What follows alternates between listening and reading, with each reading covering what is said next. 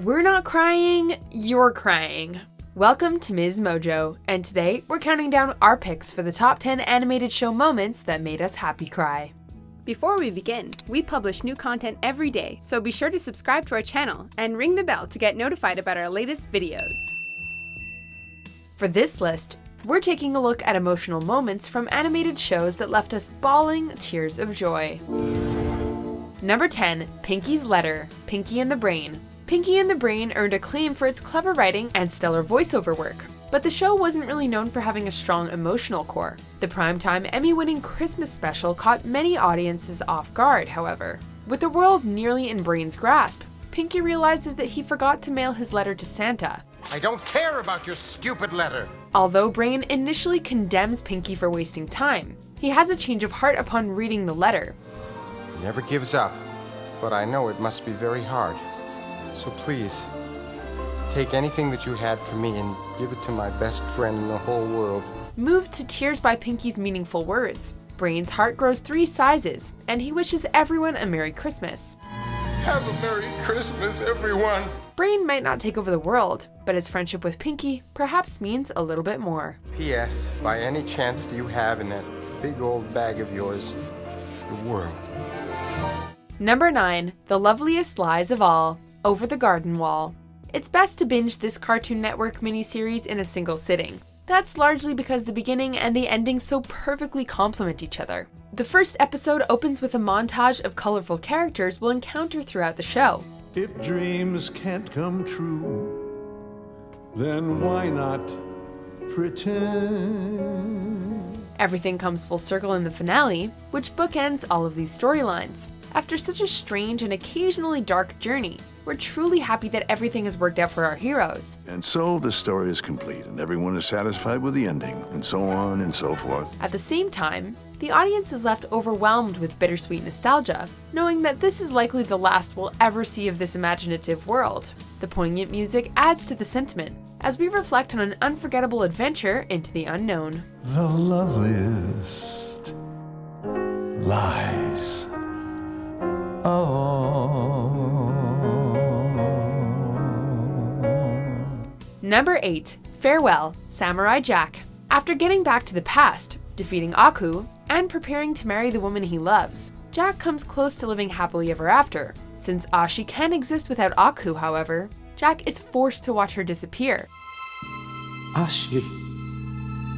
As devastating as this is, the ending isn't all gloom and doom. Wandering through the lonely forest, the lone samurai comes across a ladybug, reminding him of Ashi and everything they fought for. While Jack's past is riddled with heartbreak, he's able to take solace in knowing that a brighter future is on the horizon. The picturesque scenery, atmospheric music, and lack of dialogue amounts to a fitting conclusion that hits you right in the feels. Number 7, Returning the Favour, The New Adventures of Winnie the Pooh. Being childhood icons, we all have a strong connection to Winnie the Pooh and the other residents of the 100-Acre Wood. So no matter how old you are, this scene from the beloved animated series is going to strike an emotional chord. Worried that Eeyore has fallen into a Great Depression, Piglet and the others try to cheer him up. If I were a very sad animal, I'd want someone to cheer me up. After several botched attempts, Piglet meets Eeyore on a hilltop. Then everyone did such a good job of cheering you up, and I have no way to make you happy. Once the sun goes down, it becomes clear that Eeyore's world isn't as gloomy as it seems. As the bright light falls from the clouds above, Eeyore shares a beautiful moment with his closest friends. Thank you. Thank you for sharing this, Eeyore. It's made everyone so happy. Just returning the favor, Piglet. Number 6, Worth the Wait, Phineas and Ferb. Yeah, I had a big crush on you. Wow, I had no idea. Throughout this Disney series run, fans had always wanted to see grown-up versions of Phineas, Ferb, and everyone else. Audiences also wanted to know if Phineas and Isabella would ever get together. We can all show our grandchildren. Oh yeah, my parents are cooking steaks for everyone. You had me at our grandchildren. The penultimate episode delivered all the answers to our burning questions. With college just around the corner, Phineas must confront his true feelings for Isabella, or forever look back on what might have been. Although it looks like Phineas has missed his chance, He tracks down Isabella and the two decide to pick up their romance at college. Well, I guess I'll see you in 2 weeks. Yes. Yes, you will. Before leaving, however, Phineas bids Isabella farewell with a kiss several years in the making. Even co-creator Jeff Marsh couldn't hold back his tears. We're drawing our first doodles of these kids. Number 5. Fry's Lucky Clover. Futurama. When Philip J. Fry was frozen for 1,000 years, he left his family behind. This doesn't seem to really bother Fry, as he was never close with any of them, and had an especially contentious relationship with his older brother, Yancey. Fry is beyond furious when he suspects that Yancey stole his name, and his lucky 7-leaf clover after he disappeared. Philip Fry, the original Martian. At a gravesite, though, Fry uncovers the truth. Yancey actually named his son after his brother, and passed on the 7-leaf clover to him. Son, I'm naming you Philip J. Fry in honor of my little brother. Fry is touched to learn that, despite their differences, his brother genuinely loved him and sought to preserve his memory.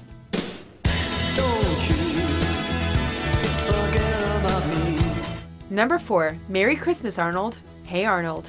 This holiday episode of Hey Arnold nearly reaches the same heights as a Charlie Brown Christmas, winning the audience over with its sincerity and depth. After hitting a dead end, it appears Arnold has failed in his conquest to reunite Mr. Wynn with his long-lost daughter, who he was forced to give up during the Vietnam War. It comes as a surprise to everyone when Wynn's daughter arrives on Christmas morning, and the two share a tender reunion. Father? Can't believe it. It turns out, Helga helped make this miracle happen, although she doesn't take credit, much like a guardian angel. Now that's what Christmas is all about. Christmas angel. Yeah, maybe. Number 3. Chuckie's Mom. Rugrats. Rugrats is another Nickelodeon series that occasionally took its young audiences to unexpectedly deep places. Nowhere was that more apparent than in this episode, where Chuckie learns what happened to his mom. Thank you. Maybe we should keep this in a safe place for now, okay? At first, Chuckie's dad isn't sure how to explain the concept of death to a 2-year-old. In the end, he finds it might be best to read a poem Chuckie's mom wrote him before passing away. Her words are bound to resonate with anyone who's lost a parent, especially at a young age. When the whippoorwill sings, That's me whispering. Night. As sad as the episode might be, it ultimately leaves the audience on a hopeful note that reminds us that our loved ones are never truly gone. I do have a mom. She's right here in the flowers. Number 2. Zuko reunites with Iroh. Avatar: The Last Airbender. Although he was banished by his abusive father, Zuko could always turn to Uncle Iroh for guidance. It came as a massive blow to both Iroh and the audience when Zuko betrayed his uncle in hopes of restoring his honor. While Zuko eventually sees the error of his ways and tries to set things right, he fears his uncle will never forgive him. After being apart for almost an entire season, Zuko is finally reunited with Iroh, who seems distant at first. Fortunately, it doesn't take much more than a tearful apology for Iroh to pull Zuko into a hug. It's a simple yet profound moment that encompasses the meaning of family. I was never angry with you. I was sad because I was afraid you lost your way. Before we get to our top pick, here are a few honorable mentions. That every moment you love being yourself. That's me. Loving you and loving being you.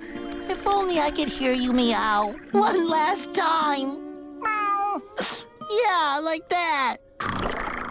Number 1. Do It For Her. The Simpsons. Maggie might be a character of few words, but on more than one occasion, she has provided The Simpsons with its emotional anchor. Homie, I think someone is saying hello. Hello? While her first word is definitely a major tearjerker, Daddy. it's the story behind her baby photos that gets us every time. In this episode, we learn why there are no pictures of Maggie in the Simpsons house. It turns out it's because Homer used them to redecorate an otherwise miserable workstation. Then why no pictures? Oh, there are pictures. I keep them where I need the most cheering up. The reveal at the end is a perfect example of The Simpsons at its finest, and shows us that even when things are at their darkest, people can always find reasons to keep on living. Do you agree with our picks? Check out these other great clips from MsMojo and subscribe for new videos every day.